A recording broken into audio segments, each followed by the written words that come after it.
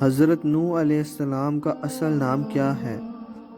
آپ کے نام کے متعلق اختلاف ہے۔ بعض نے عبد الغفار اور بعض نے یشکر بتایا ہے، اور بعض نے عبد الجبار کہا ہے اور بعض نے اوریس بتایا ہے۔ حضرت نوح علیہ السلام کا لقب نوح کیوں پڑا؟